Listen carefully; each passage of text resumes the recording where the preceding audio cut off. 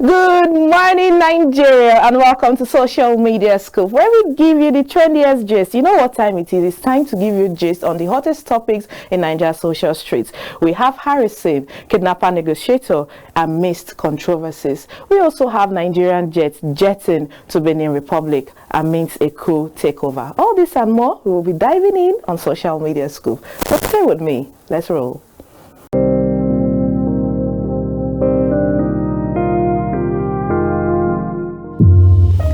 Back in the day, headlines sold newspapers. Today, they dominate your phone screen all day, every day.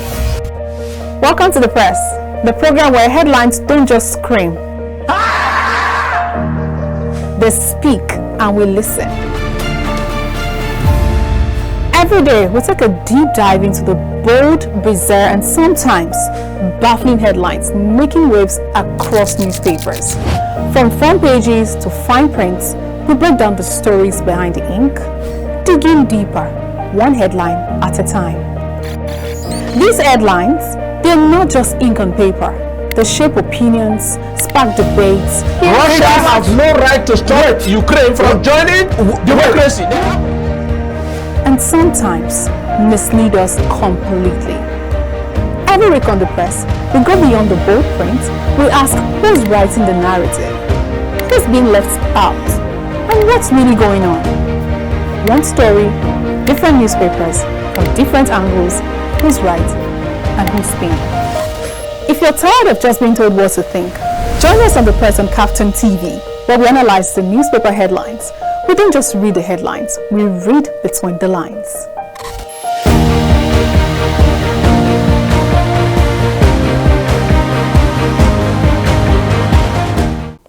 Hello Nigeria, good morning. This is Social Media Scoop on Captain TV and I'm Choma ABC. Let's begin. Nigeria fighter jet has jets off to Benin Republic amidst a military takeover. Coup plotters took over the state TV in Cotonou, announcing a junta. But reportedly, loyalist forces took back control. But President Patrice Talon was evacuated safely. Let's take a look at how people are reacting to this. Our first reaction on this with the handle Olo Machuku stated, when there is a coup, the political leaders should be held solely accountable. If democracy had been genuinely practiced, citizens would have no reasons to object. Military intervention would be unnecessary, and nations' territorial integrity and peace would never be disrupted. We have with us in the house, as usual, Emeka Opara with his great analysis. Emeka, Thank welcome. you, Shoma, and compliments of the season. You look amazing, by the way. I'm in the mood already. I've been now. You look good yourself. Thank you very much. Okay, so you've seen the news everywhere about the attempted coup in Benin Republic and how it failed and how Nigeria fighter jet was sent out to monitor the airspace in Benin and monitor what's going on there. And you can see, I saw a reaction of somebody that was saying, oh, so Nigeria has fighter jets to be able to send it out to Benin Republic, but they can't capture bandits and kidnappers in Nigeria. And some other people are saying that where there is a coup in countries, it just shows that democracy has failed and the people are tired. So I just want to pick your brain on this, and I want to know, do you think the military rule we experienced in Nigeria then and the democracy we have now, do you think there's an improvement in the leadership generally of and the economy in our country then, or the military was better? What's your take on what's happening in Benin and your take on military rule generally? Okay, for me, as a kid, let's say when I was in secondary school, I still remember one of my first exposure to confusion, if I can use the word, was when my government teacher told me that the best, or told the class that the best military regime is worse than he said the worst civilian government is better than the best military regime. And as a kid, I was wondering how that could be possible, how the best of anything, the worst of anything could be better than the best of something. But that's an aside. Since 2020, since the year 2020 to 2023, Africa has witnessed 9 successful coups. Yes. From 2020 to 2023.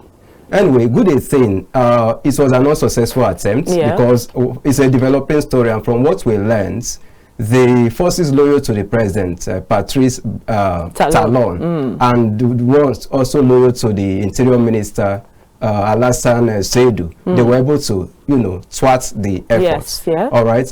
But if we have to look at it, from inception, the first military coup in Africa actually happened. It was reported to have happened in the year 1958 in Sudan. All right, when the then Prime Minister Abdullahi Khalil was ousted. All right, so, and one of the reasons they cited was corruption. You know, all those kind of things. Corruption. And from then till now, this is 2025, we are still witnessing coup. I aligned very well with one of those comments, one of the comments you read that said, it's because of failure of leadership. Because if you look at it, most of these so-called civilian administrations have not been able to live up to expectation. I'm not saying that that's what has happened in Benin Republic, but it also speaks to the fact that successive leadership, political, civilian leaderships in Africa have not been able to live up to expectations. What you see is that when these people come into power, all under the guise of democracy,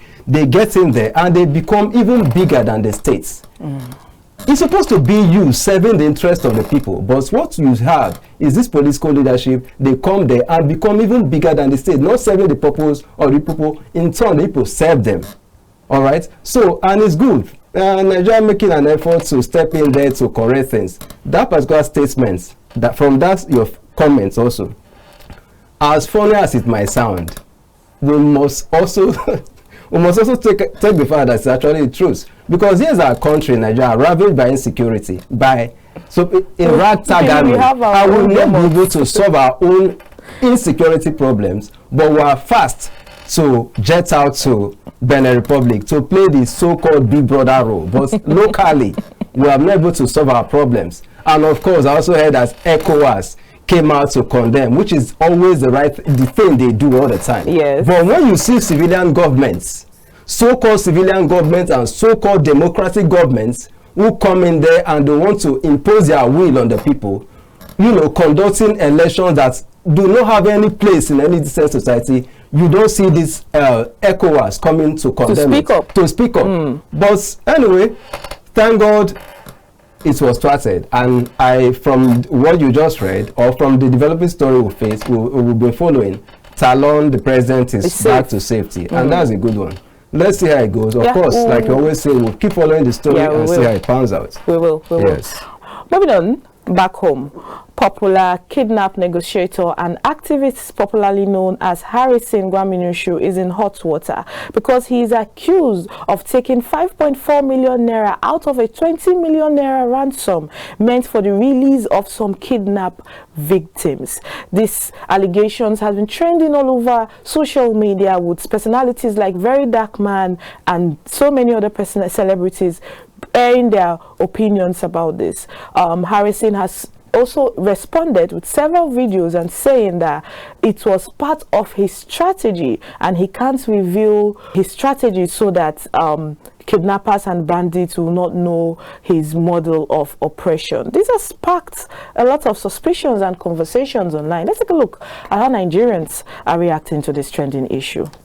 Our first reaction on X with the handle King David stated, in a country that has a president, see how people are making an open disgrace of the nation's security. You people are paying ransom for safety and making it a discussion online.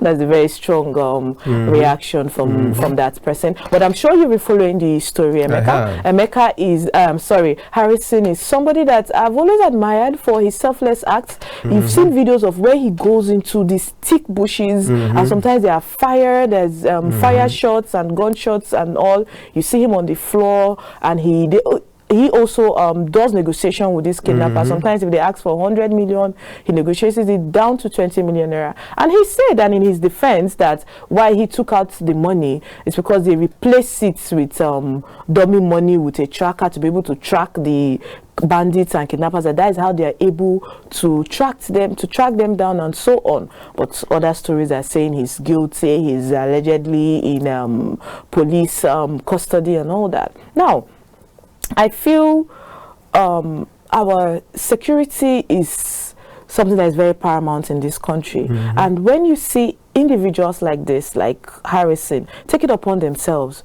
to, you know, go into the field and do some certain things that we don't even see our military personnel doing firsthand, because sometimes when he's doing this rescue mission, he's with his phone.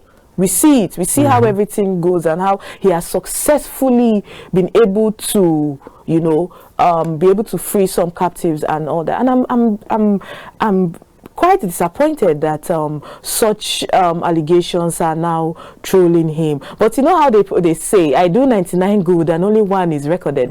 So what's your take on this? My take, Chioma, what created Harrison Gwamnishu? The insecurity in Nigeria. That means a failure of government. Yeah. That's the way to look at it, because if the security operatives were up and doing, yeah, you won't have a private citizen, an individual going to the extent. Yeah, I know they will always say that security is everybody's business. Yes. But if you've been following Harrison Gwamnishu, most of the works he has been doing with regards to, you know, insecurity is the job of the security operatives. Yes, it is. This is not me validating whatever must have transpired between him, the financial whatever. No, I'm just trying to tell you, or what I'm telling you is that it is because of the failure of the system. That's why individuals like Harrison Gwamnishu came up to also, you know, see what they could do to correct, you know, to contribute. Yes. You understand? Yeah. So, but what I'm finding very laughable in this whole situation is because of the money, yeah, the security operatives have been able to arrest Harrison Gwamnishu. So, how about the kidnappers? Who arrest them? So, we are here debating the fact that Harrison has been able to he shortened the money for the kidnappers. So what the argument now? We're fighting for the kidnappers for their money to be correct, to be complete. I don't know. No, you answer me, because I'm really getting angry right now. Are we fighting for the interest of the kidnappers so that their money will be complete? Is that what we're fighting for? No, I can reply that. You know why? Because why the family came out to speak is because they were supposed to release. It was a newly married couple. They're supposed to release the husband and the wife, who is pregnant apparently, but they released only the lady because they counted the money and the money was not complete. So that is why people are calling out Harrison. Yeah, but I saw a comment that somebody said, an hilarious comment, and somebody said the kidnappers are chilling with 50 million naira and Harrison is in cell. So the security operatives now, they are quick to arrest Harrison, which is a good thing. If it's confirmed that he actually was involved in some form of financial whatever scandal, he should be taken to court, and then he answers that. But what about the kidnappers? The security operatives, what are they supposed to do? Are they not supposed to also go after the kidnappers? Or are we just supposed to be here and we keep bashing Harrison, did this, he did that? I'm not really interested in that conversation. But what I'm saying, the government has failed in its primary responsibility of providing security. Now, we can call out Harrison on that one angle, but let the security operatives, they should be up and doing, they should do their job. Harrison's negotiation was able to bring out that the couple, the husband or the wife. Yeah, let the security operative, they should go after the kidnappers and see if it's possible to also rescue the man. That's what they are existing for. That is why we have security, the armed forces, the police. That's what they are existing for. Not to tell the citizens who is right or who is wrong, who is collecting money or is not. He should be taken to court. I heard he's now in prison. Yeah? Nigerians expect more. that this security operatives should try as much as possible to go after the kidnappers. We should not normalize, you know, the kidnappers were also in prison also. Yeah, of course. Because they are the real criminals. Is it that we cannot achieve that as a country? We cannot achieve, you know, because from all indications, this kidnapping industry has grown so big. It's booming. It's a booming business, because the next thing, they will kidnap somebody and you hear the amount of money, 20 million naira.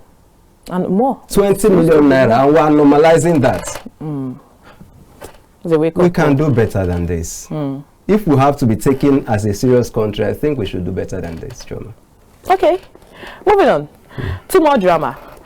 Popular influencer and human rights activist Vincent, popularly known as Very Dark Man, has brought attention on social media to a 21-year-old Ivory Coast lady who traveled all the way to Nigeria for a tummy tuck but is left bedridden. Very Dark Man took to his Instagram page to call out the hospital that carried out the tummy tuck on the lady. Let's take a look at the video and take reactions of Nigerians on this.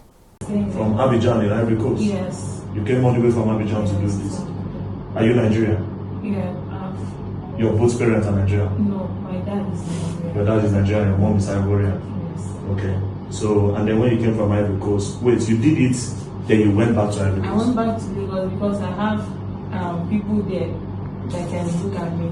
Okay. That was why I went there. Okay. Because there's a lot of aftercare facilities in Lagos. Wow. So, our first reaction on Instagram with the handle Skinnick Beauty tweeted, Sandra is not a doctor. She doesn't even have a medical background. So why is she answering a medical doctor?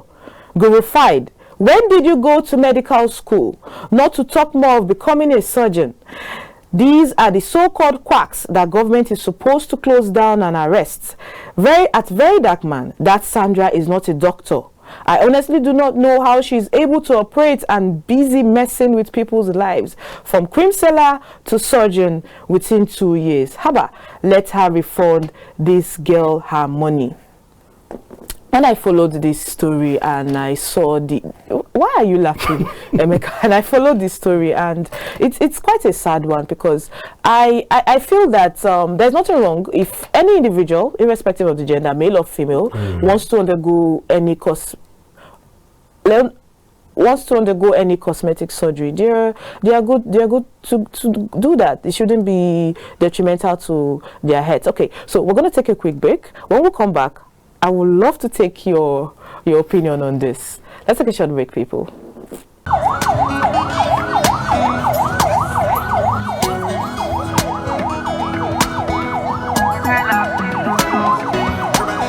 What's up, people? It's your boy Mayocon. Your boy Perry DMW up in this. Guys, my name is IK Bona, Nollywood actor and producer. Okay, madam, so stay here. It's your girl in Kechi Blessing Sunday, aka Omo Logo Dida One. Keep watching Kaftan TV. And this is Kaftan TV. Don't go nowhere, don't touch that dial. This is Kaftan TV. Keep watching. Keep it locked. I will say so. Opa. Keep watching Kaftan TV. Don't touch that dial. Welcome back to Social Media Scoop, and we're talking about a botched tummy tuck gone wrong in FCT here in Abuja. So, Emeka, as we're saying, what's your thoughts? About the botched tummy tuck? Yes, the botched tummy tuck and the culture of always blaming the victims in Nigeria when such cosmetic procedures go wrong. But you can't blame the victim, because though they say she tried to do the tummy tuck during a promo, you know. Okay. She tried to cash in on a promo, and then, wow. Anyway, how is she? Is she fine? She's really in a deplorable state. She's okay. And the hospital where she did the cosmetic surgery, they closed down their building and said they've moved to another place. But it was Very Dark Man. He's on the case, and I think a full refund should be given to her for proper medical attention. Because the lady in question came all the way from Ivory Coast to Nigeria to do this kind of thing, and then to do a tummy tuck. To do it. A tummy tuck. I must say it. Okay, a tummy tuck. Now, what I'm trying to get at is, where is the place of the Nigerian Medical Association in this? Because the medical people that do this kind of the surgery, these are supposed to be medical practitioners. Yes, medical doctors. So is it that they are not? They don't have a. They have a registered body, which is the Nigerian Medical Association. They do. So what kind of country do we have where people will just wake up one morning and they set up facilities like this to take up such ventures and life-threatening ventures? And this is not the first time that this lady is being called out. So this particular lady. Okay, so that means it must have happened in the past and nothing was done. This always speaks to what I keep talking about. When there are no strict punitive measures put in place, we create a society where people can just wake up and do whatever they like. And it's sad. The Nigerian medical, this is not just, it's beyond what Very Dark Man can do. Because at the end of the day, we'll just create another social media sensation around this. We'll make a lot of noise about it and nothing will be done. The Nigerian Medical Association should step in and see how they can, put a stop to this kind of thing. And make sure that only licensed practitioners are practicing. Exactly. That's the way it should be. To avoid things like this. Well, I just hope that lady gets the medical attention that she Yes, and she's safe. Yes, it's not really about the money. Her life her life comes first. That's what we should be. Thank you for that. Moving on, in Enugu State has launched their forest guards with sophisticated weapons and tech. Let's take a look at how Nigerians are reacting to this. Our first and only reaction on X with the handle I2Talk. Enugu State so serious with its citizens' safety. Emeka, so reports I got is that 2 high-tech drones, 10 Hilux, 40 motorcycles, 400 bulletproof helmets and vests, all purchased by the Enugu State Security Trust Fund, have been given to these forest guards. And there's a video I saw, and I saw them in action and training and all that. What do you think? Don't you think that this is something that other states can emulate to secure the lives of their citizens? You can see a commenter talking about it. Exactly what we should emulate. We said it the other time that, see, warfare has gone beyond just, going to the field. This is 2025. And with tech, you can achieve basically almost anything. And that's what the Enugu State government has shown. And it's quite at the federal level, it's quite commendable. I hardly commend any government. Because I feel this is their job. That's why they are there. Other states should learn from it, most especially the federal government. Instead of just asking that more and more people should be recruited into it. That's not it. It's not all about, even if you recruit 100 million Nigerians into the Nigerian army, without tech, without drone security, cyber security, you will not be able to, win the war against terrorism. Without proper training. Yes. So that's why what he just did, he has shown the pace. It's a good thing. The federal government, most especially, with the president as the commander-in-chief of the armed forces, should emulate that and let it be. It's not like I just said it now. Even if you recruit 100 million Nigerians into the Nigerian army, without the right infrastructure, investments in drone security and cyber security, you are not going anywhere. Because when you talk about insecurity in Nigeria today, we have to deal with the problem of complicity and all that. So, but see, in fact, I give him 100% kudos for that. Other states should just emulate and take a cue from what he has done. That's a good one. It's good. Yeah. Thank you so much for that. Moving on to more drama. Our legend, Two-Face Idibia and Honorable Natasha have been trending all over the social media space following an arrest of Two-Face in London. Now we have a video that's come out of Two-Face accusing his family of trying to do what they did to his now separated wife Annie McCloy, that they want to repeat the same pattern with Honorable Natasha, and that he's fine, that he doesn't need any help. Emeka, this is coming a few hours after Tubaba allegedly took to his Instagram page and story and posted "help me" in a now deleted post, and we see what happened in the live. He was on live with this popular influencer Daddy Freeze, and we saw the reaction of Natasha. We saw what happened when they were in London, and we have his management coming to say that Natasha is overriding and controlling our legend, and even the tour that they were organizing and all that, that every effort has been thwarted, and you know, we were seeing so many narratives, and I'm wondering now. Two-Face is not a kid. Two-Face stood up and told us that he's separated from his wife Annie, and he's now married to Natasha. And I believe they are grown enough to handle their affairs. But what's your thoughts on all this drama? I share the same sentiment. They are adults. They should stop distracting us with such issues. For me, you know, yeah, usually I don't get interested in such kind of it's a distraction. They are adults. They should, because when he left Annie and then moved over to Natasha, we all saw the story. It was all lovey-dovey in the social media space, and we're not supposed to get involved in their I believe they are married, yeah? And so yes, as the Bible will say, I believe you went to church yesterday, the Bible always tell you that whatever God has joined together, let no man put asunder. So this is me, Emeka Okpara, saying that I don't want to be involved deeply into any conversation that has to do with Two-Face and Annie, and Natasha. They are both adults. Let's take a reaction. You tell me what you think of it. Okay. On Instagram, we have the handle Siesta247. The person commented, "The family is crying now because financial support has ceased for them. It's not out of love. They wanted him away from his wife. Anybody else but Annie. And yes, they got it. Let them cry and learn. He too should take responsibility for not standing up for the family he created. So he should take his own share of his blame."